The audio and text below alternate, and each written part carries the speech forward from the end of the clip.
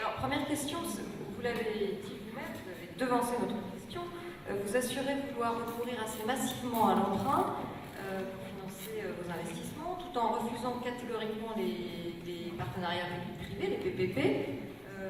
Donc on a envie de vous demander à quelle hauteur exactement vous prévoyez d'emprunter, et puis qu'en est-il des impôts locaux dans cette configuration?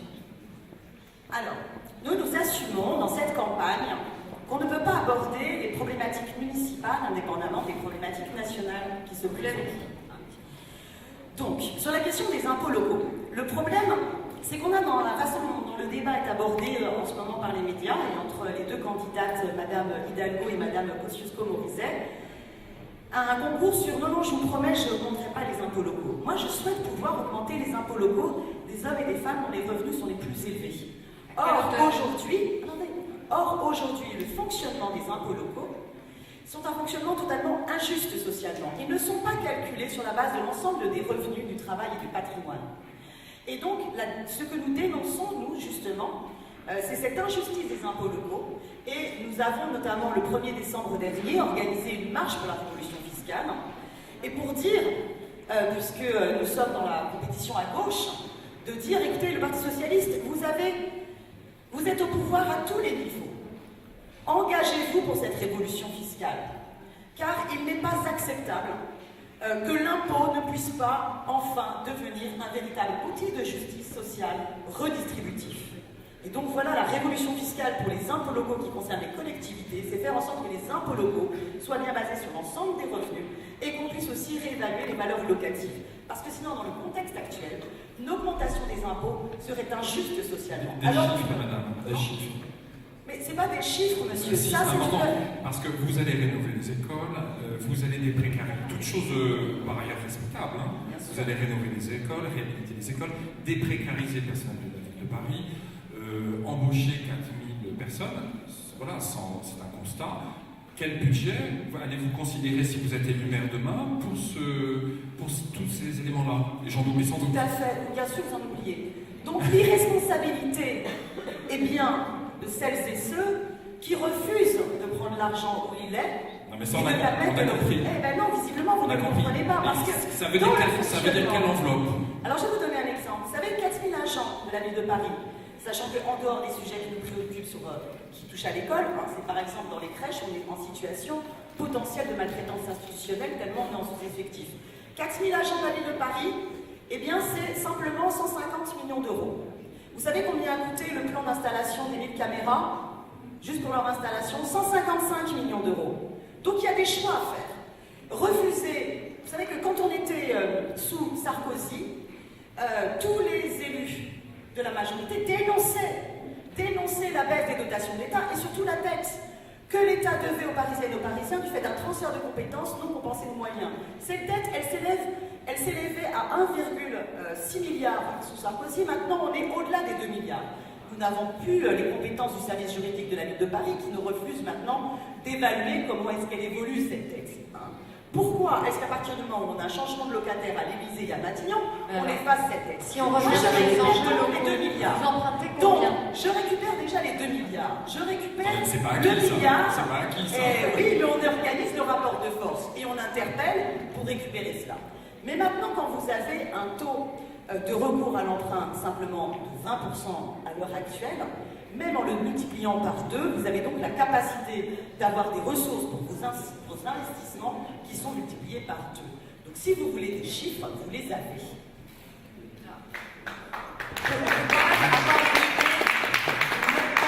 Global que représenterait votre programme. Vous avez parlé aussi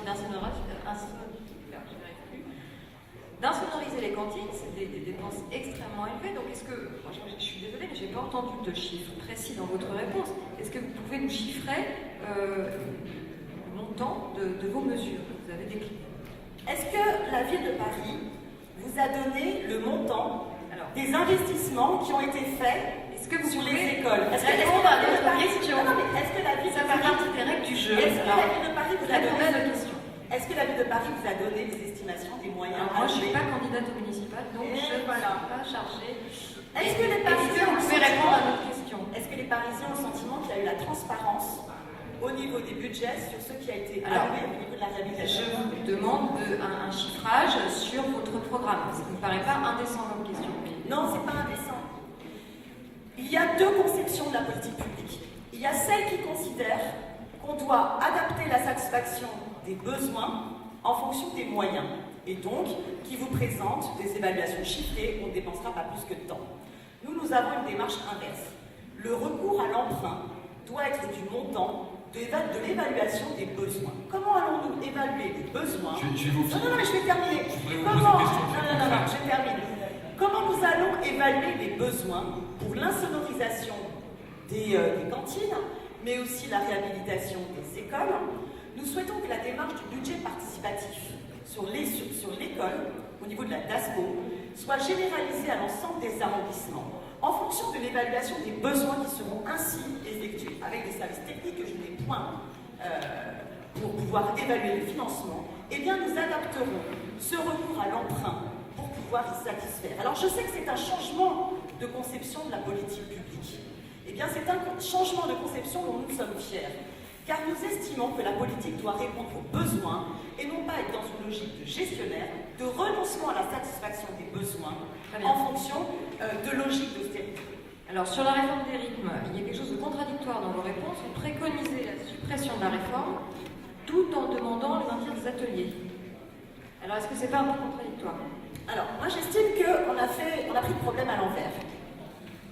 Il y a des idées importantes sur l'aménagement des rythmes scolaires de l'année et de la journée pour limiter les fatigues. Et il y a aussi la volonté de renforcer une coéducation avec les partenaires de l'éducation populaire et faire en sorte qu'il y ait plus de partenariat entre les écoles et les associations de quartier. Bien. Sauf que comment est-ce qu'on l'a fait? On a fait l'inverse. On a d'abord imposé un décret qui par ailleurs remettait en cause l'égalité républicaine sur l'ensemble du territoire, organisait une confusion entre les compétences, et ensuite, à marche forcée, on a imposé des ateliers sans aucun travail de réflexion sur le projet avec les acteurs de l'éducation nationale, les enseignants et ces associations-là. Et moi, je me suis rendu compte, par exemple, dans le quartier Télégraphe, où je suis, vous avez une structure d'éducation populaire très riche en termes de pratique, qui s'appelle la MJC. Elle n'a pas pu participer aux ateliers parce que la ville de Paris a considéré ces ateliers comme trop chers. Et donc, on a plaqué des associations hors de ce quartier-là. Or, on aurait commencé, suivez-moi bien, on aurait commencé par développer les ateliers bleus, pour déjà pouvoir aussi évaluer les associations qui y répondent, est-ce qu'elles y répondent, en travaillant vraiment un contenu éducation populaire conforme à ce qu'on en attend, parce que vous savez comme moi, on a plein d'échos sur les ateliers qui sont d'égalité très très différentes. Et on aurait travaillé en prenant le temps, comme ça s'est fait dans certaines expérimentations à Lille, pour permettre et laisser le temps aux enseignants de réfléchir aux projets à élaborer en partenariat avec les associations qui travaillaient sur ces ateliers bleus, avec les animateurs du périscolaire, pour que ça parte d'en bas. Or là, on a plaqué un truc d'en haut où chacun est sommé d'être prestataire. Alors, donc oui, nous remettez mercredi matin libre et vous gardez les ateliers, c'est ça? Non, je n'ai jamais dit ça. Je suis maire de Paris. Je suis maire de Paris, donc, en fin mars prochain. J'ai pris l'engagement de suspendre en l'état actuel la réforme des rythmes éducatifs dont j'ai appris qu'on ne devait pas en parler. Vous faites un petit procès d'intention. Vous mettrez d'accord la prochaine Madame fois. Simonet, soyez On a dit bien qu'on ne claire. parlait pas que de On ça. va pas de parler que de ça, s'il vous plaît. Non, mais je croyais que vous allez exprimer qu'il fallait pas en parler. Je souhaite reprendre la concertation. Il y a une évaluation à faire sur ce qui fonctionne et sur ce qui dysfonctionne. Et j'estime que la concertation, elle sera urgente entre le mois de avril, mai, juin, avec l'ensemble des acteurs. Un point commun avec NKS. Et par contre, elle me cherche, non, vous ne trouvez pas? Est-ce qu'elle était comme ça avec la représentante d'Anne Hidalgo? Non. C'est vrai que la FCPE a été un soutien très fort de cette réforme des rythmes éducatifs, et ça n'a d'ailleurs pas laissé, que des... Enfin voilà, je sais que ça a laissé des traces aussi internes à la FCPE, hein, j'ai rencontré aussi beaucoup d'adhérents. Mais franchement, il est irresponsable d'avoir fonctionné de la sorte. Est-ce qu'on peut changer de sujet, s'il vous plaît? C'est un sujet qui maintenant vous gêne. Alors, C'est un il y a sujet une que je ne sais question, pas du tout qu'on il y a a des sur questions nos de la salle. Je m'appuie sur tout ce que j'ai entre les mains. Il y a une question intéressante sur les RAZ, dont on a absolument parlé depuis le début. On vous demande votre avis sur les RAZ. Est-ce que vous comptez les renforcer? Alors, ça fait partie tout à fait des prérogatives de la municipalité.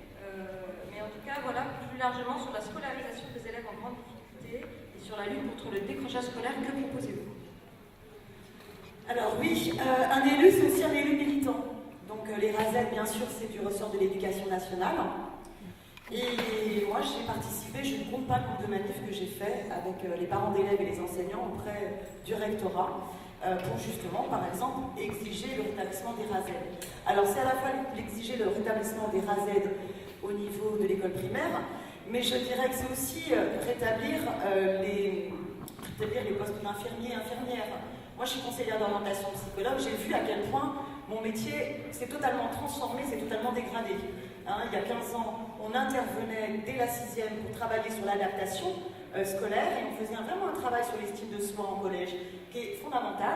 Et avant que je me mette en disponibilité en 2008, parce que j'estime que quand on est conseiller de Paris et qu'on a une indemnité de 3 000 €, même si on en reverse une partie à son parti, la moindre des choses et de respect vis-à-vis des contribuables, c'est pas de cumuler avec un salaire à côté, mais de s'y consacrer à plein temps.